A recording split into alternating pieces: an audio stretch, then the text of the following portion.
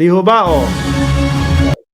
Si Roque, oh. Oh, eto pakinggan po natin ang balita, mga boss. Pinaboran ng Korte Suprema ang writ of amparo Ayun. Hindi pinaboran ng korte o ang writ of amparo. Yan yung pinagmamalaki ni Roque na humingi daw po siya ng tulong sa Korte Suprema. O, tuloy, game. Hindi pinaboran ng Korte Suprema ang writ of amparo petition ni Attorney Harry Roque. Ayon sa Supreme Court, ang writ of amparo ay nakareserba lamang para sa mga biktima ng extrajudicial killings at enforced disappearances at kaparehong mga pagbabanta at hindi ganito. Wala namang ganon. Di ba? Simula lang naman po nang hindi umattend itong si Harry Roque, mga kababayan, yung hinihingi na. Nasabi niya, oo, dadaling ko yung mga yan. Salin, dadaling ko yung mga yan.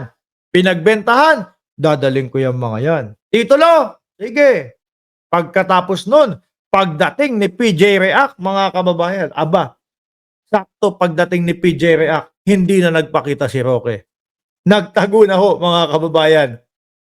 Kaya naman, ang PNP at CIDG sa pangunguna sa pangunguna ni General Torre na naman, mga bossing. Hagilapin itong si Torres. Si Roque. Ano? Ako tingin ko kaya inilagay din dyan sa maging director, no, ng CIDG itong si General Torre para hagilapin itong si Roque. Mga kababayan. Oh. Kahit ano pang gamit mo ng VPN, no?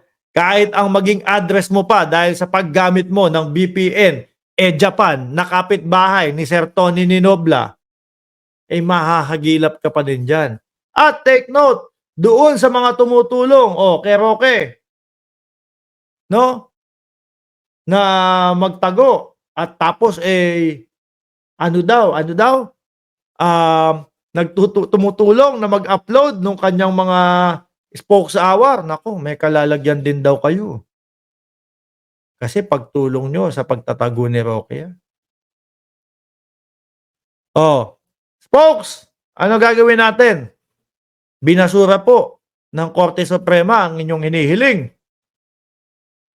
Isusubo nyo na naman ba ang buhay mo sa pagtatago?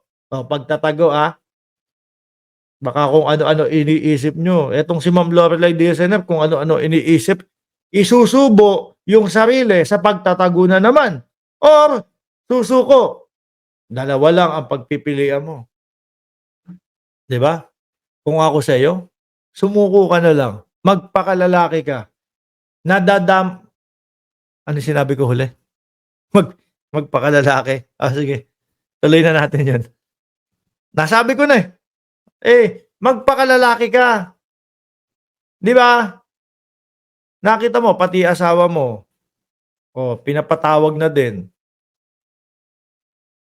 Kung lumabas ka dyan, no? Kung lumabas ka sa umpisa pa lang, wala nang ganyan. Hindi na siguro nabungkal yung joint account nyo. Sabi ni Telesforo Laya, sasabihin na naman yan na nilabag na naman ang kanyang karapatang pantao. Sasabihin na naman itong mga to, pinupolitika ako ng mga kalaban. Tuloy natin, Ito ang sitwasyon ni Roque. The court denied Roque's prayer for the writ of amparo. It held that amparo is not the proper remedy against congressional contempt and detention orders. The scope of Siguro si Roque parang parehas din po nung isang lawyer, no? Yung lawyer ni Kibuloy.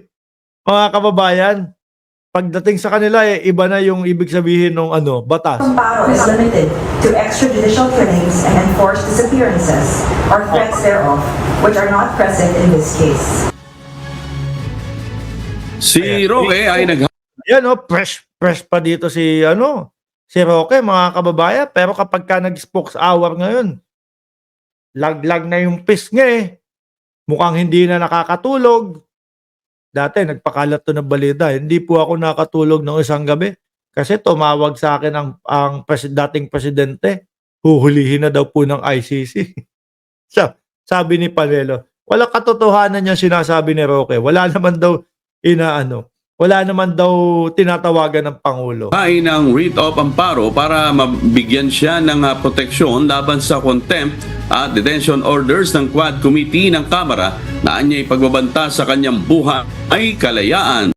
Ang problema nito, mga kababayan, ayan, di ba? Kaya naman nagpasa yan ng writ of amparo.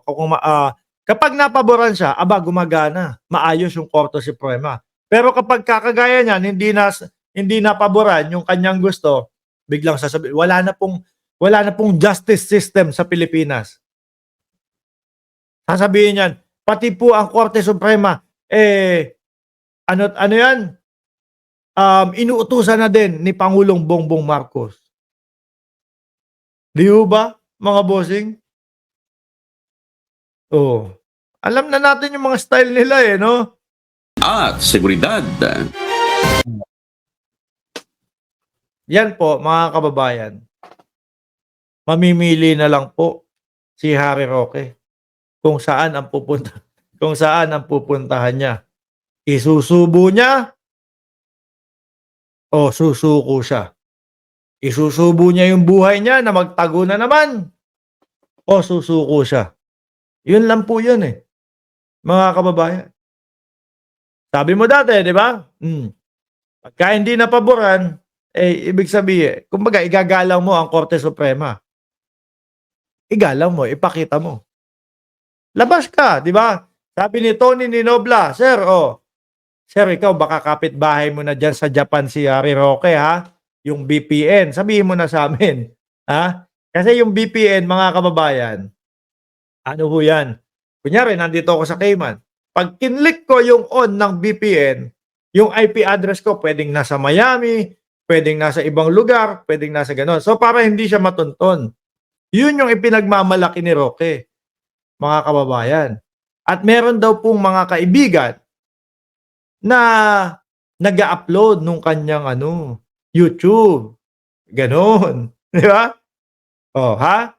May nag-upload. Mayayari din kayo. Baka tanungin niya sa Uy, bago tayo magtapos kay Roque at bago mapasubo si Roque sa pagtatago, huwag kayong mag-alala.